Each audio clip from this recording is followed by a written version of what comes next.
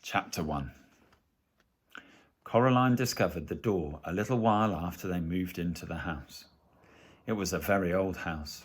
It had an attic under the roof and a cellar under the ground, and an overgrown garden with huge old trees in it. Coraline's family didn't own all of the house.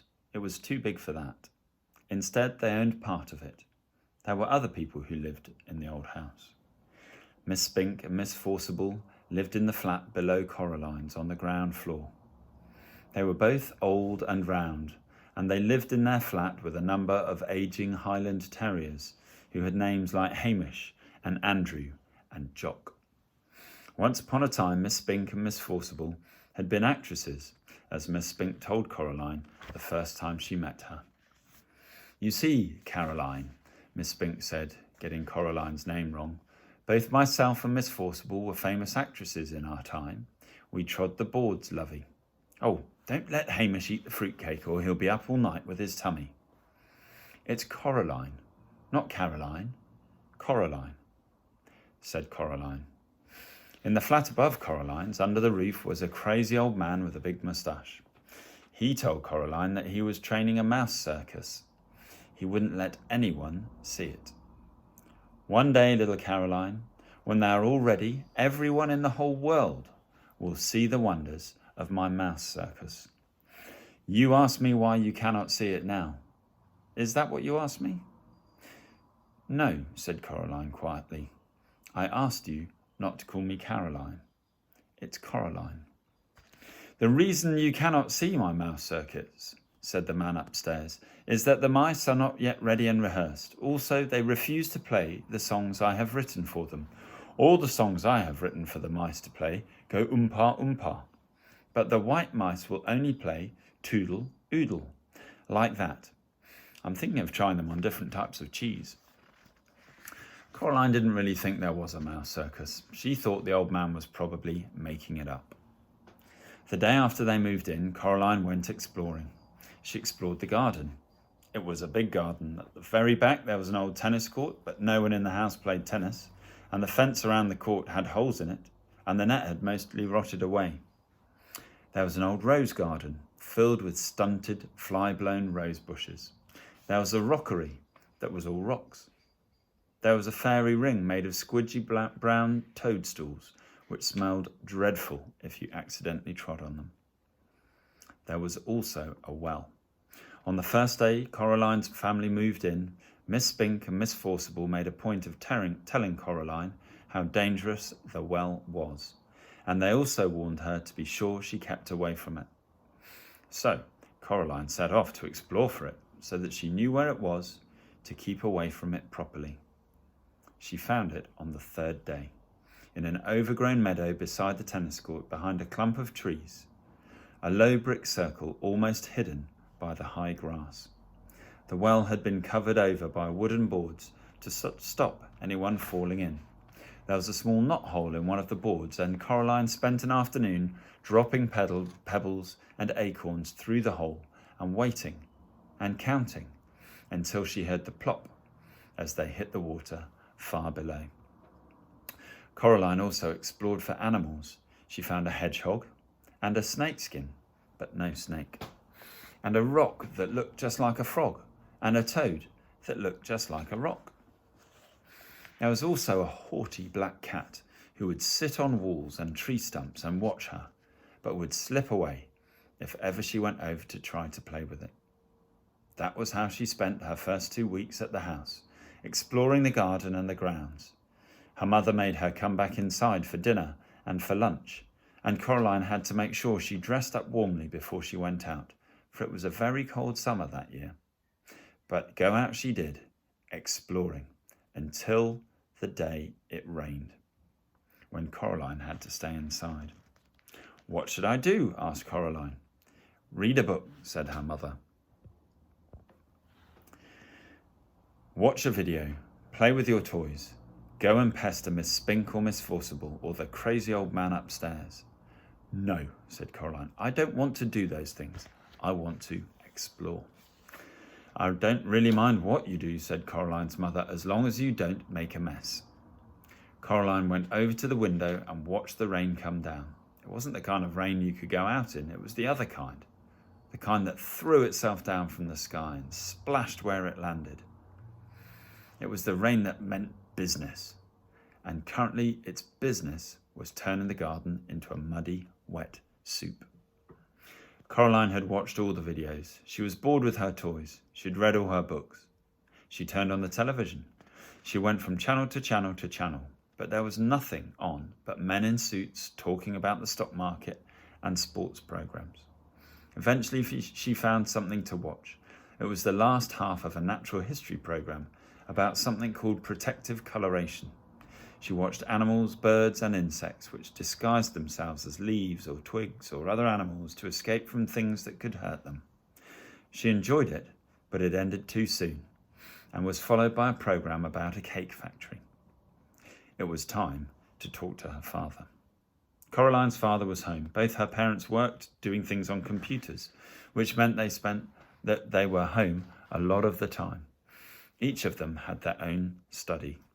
"Hello, Coraline," he said when she came in without turning round. "Mph," said Coraline. "It's raining." "Yep," said her father. "It's bucketing down." "No," said Coraline. "It's just raining. Can I go outside?" "What does your mother say?"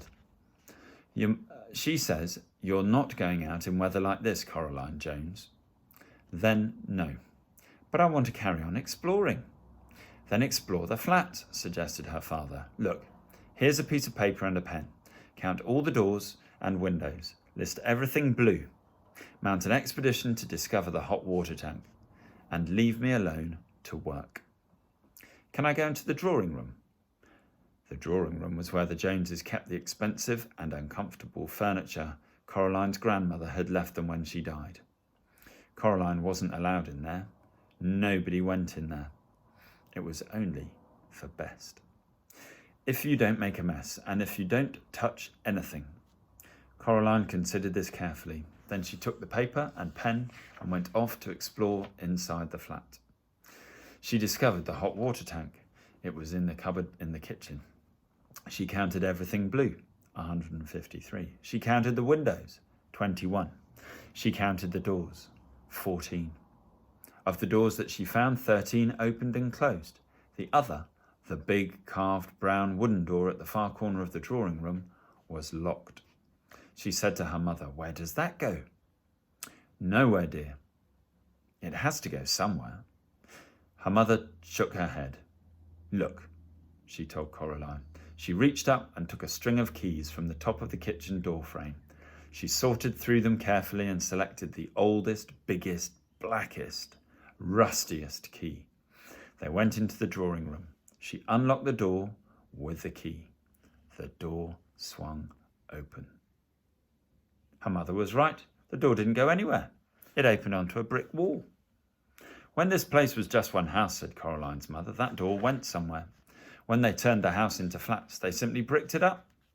The other side is the empty flat on the other side of the house, the one that's still for sale."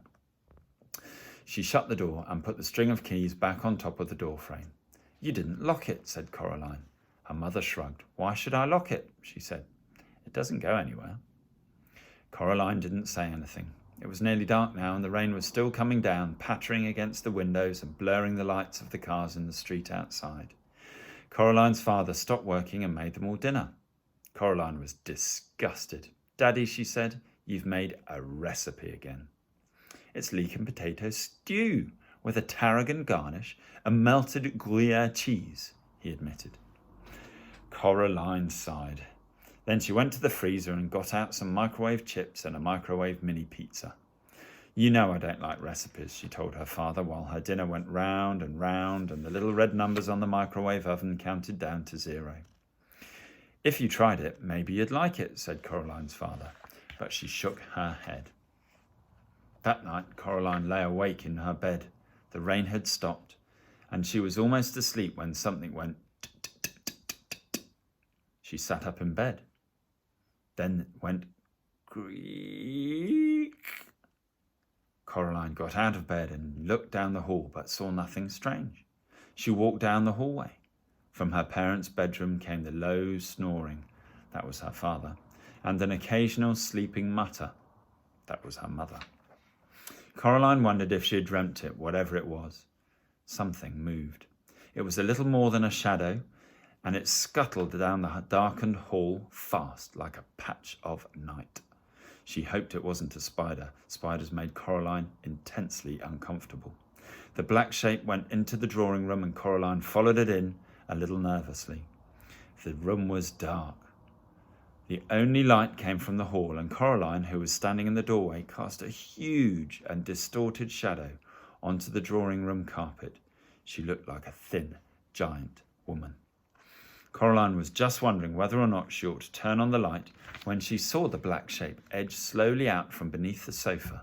It paused, then dashed silently across the carpet towards the farthest corner of the room. There was no furniture in that corner of the room. Coraline turned on the light. There was nothing in the corner, nothing but the old door that opened onto the brick wall. She was sure that her mother had shut the door, but now it was ever so slightly open. Just a crack. Coraline went over to it and looked in. There was nothing there, just a wall built of red bricks. Coraline closed the old wooden door, turned out the light, then went back to bed. She dreamed of black shapes that slid from place to place, avoiding the light, until they were all gathered together under the moon. Little black shapes with little red eyes and sharp yellow teeth. They started to sing, "We are small, but we are many. We are many, we are small. We were here before you rose. We will be here when you fall." Their voices were high and whispery and slightly whiny. They made Coraline feel uncomfortable. Then Coraline dreamed a few commercials, and after that, she dreamed of nothing at all.